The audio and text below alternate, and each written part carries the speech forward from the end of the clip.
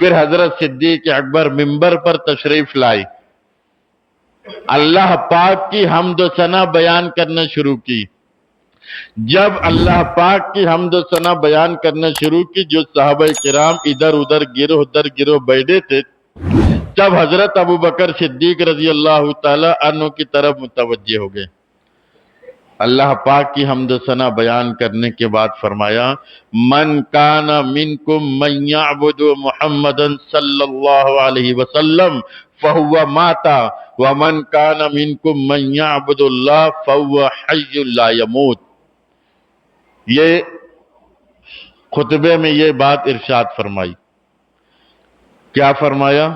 تم میں سے جو شخص محمد کی عبادت کیا کرتا تھا وہ سن لے کہ محمد اس دنیا سے پردہ فرما چکے ہیں، اور تم میں سے جو شخص اللہ کی عبادت کیا کرتا تھا تو اللہ حی زندہ ہے، لا یموت، اس کو کبھی موت نہیں آئے گی۔ اس کے بعد قرآن پاک کی آیت تلاوت کی خطبے میں، وما محمد الا رسول قد خلت من قبلہ الرسل افئن مات او قتل انقلبتم على اعقابکم ومن ينقلب على عقبیہ فلن یضر اللہ شیئا۔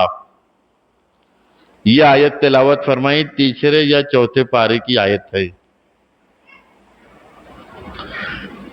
وما محمد الا رسول، اور محمد صلی اللہ علیہ وسلم ایک پیغمبر، ایک نبی ہی تو ہیں۔ قرآن کی آیت، افئن ماتا، اگر آپ وفات پا جائیں، او قتلا، یا اللہ کے راستے میں شہید کر دیے جائیں، انقلبتم علی اعقابکم، تم تمہاری ایڑیوں کے بل اسلام سے پھر جاؤ گے، ومن ینقلب علی عقبیہ، اور جو شخص اسلام سے پھر جائے گا وہ اللہ کو کوئی نقصان نہیں پہنچائے گا، فلن یضر اللہ شیئا، جو بھی نقصان پہنچائے گا اپنے آپ کو پہنچائے گا۔ پھر تیسری آیت کی تلاوت کی، انک میت وانہم میتون، قرآن پاک کی غالباً 18ویں یا 19ویں پارے کی آیت ہے، جس کا ترجمہ انک میتون وانہم میتون، اے محمد صلی اللہ علیہ وسلم، آپ کو بھی ایک دن وفات پانا ہے، اور آپ سے پہلے جتنے نبی دنیا میں تشریف لائے سب ایک نہ ایک دن وفات پا کر کے چلے گئے۔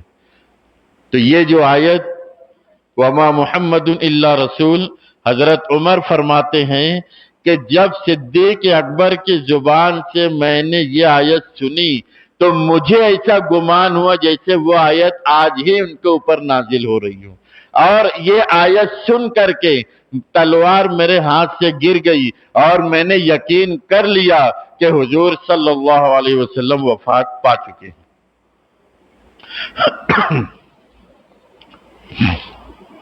اور پھر آپ نے جو وصیت فرمائی تھی، غسل کون دے گا، کفن کیسا پہنایا جائے گا، قبروں میں کون اتارے گا، پھر آپ صلی اللہ علیہ وسلم کی وصیت کے مطابق آپ کو ویسا کر دیا گیا۔ تو پیغمبر علیہ السلام کی بعثت کا جو مطلب اور مقصد تھا، بات شروع ہوئی تھی یہاں سے کہ حجۃ الوداع کے موقع پر حضور نے ایک طویل خطبہ دیا، یہاں سے بات شروع ہوئی تھی۔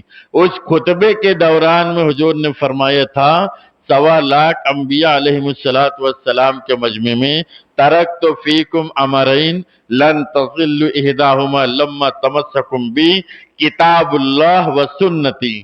دیکھو یہ ہمارا آخری حج ہے، اب اس کے بعد ہم اور تم اکٹھا نہیں ہو سکتے، لیکن صحابہ کرام نے رنج و غم سے اشک برسائے، رونے لگے، اور پھر فرمایا کہ میں تمہارے درمیان 2 چیزیں چھوڑ کر کے جا رہا ہوں۔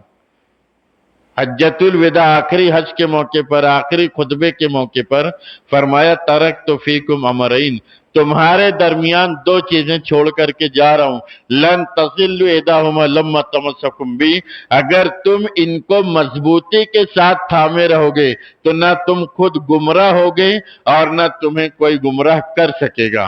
اور وہ دونوں چیز کیا ہے؟ کتاب اللہ و سنتی، اللہ کی کتاب قرآن پاک اور میرا طریقہ، میری سنت۔ پیغمبر علیہ السلام اس دنیا سے تشریف لے گئے 1400 سال ہو چکا، لیکن قرآن و حدیث، دین و شریعت آج بھی باقی ہے، اور انشاءاللہ یہ قیامت تک باقی رہے گا۔ اس میں کوئی حرف، کوئی نقطہ، کوئی زیر و زبر کا فرق نہیں آئے گا۔ تو انبیاء علیہ السلام کی جو بعثت ہوتی دنیا میں، وہ اس کے لیے ہوتی تھی کہ امت کو ایک اصول، ایک دین، ایک ضابطہ دیا جائے۔ ہمارے نبی آخری نبی تھے، یہ امت آخری امت ہے، یہ قرآن آخری قرآن ہے، اس کے بعد کوئی کتاب نازل نہیں ہوگی۔ تو اب یہ قرآن و حدیث اور یہ شریعت ابھی تک کے لیے نہیں، بلکہ قیامت کی صبح تک کے اس کے اوپر عمل کرنا ہے۔ اس لیے سیرت النبی، پیغمبر علیہ السلام کی سیرت کے گوشوں میں سے لوگ حضور کی سیرت میں کوئی نہ کوئی ایک واقعے کو لے کر کے ہمارے سامنے بیان کرتے ہیں، جیسے حضور بحیثیت شوہر، حضور بحیثیت معلم، حضور بحیثیت امام۔ تو آپ کی سیرت کا یہ گوشہ، آپ کی زندگی کے آخری جو یہ گوشہ ہے، وہ یہ ہے کہ آپ اس دنیا سے چلے گئے لیکن شریعت باقی ہے، اور یہ قیامت تک باقی رہے گی۔ امت کو زندگی کے آخری لمحے تک اس قرآن و حدیث کے اوپر عمل کر کے زندگی گزارنا ہے۔ اللہ تعالیٰ کہنے سنے زیادہ عمل کی توفیق عطا فرمائیں۔ آمین وآخر الدعوان الحمدللہ رب العالمین۔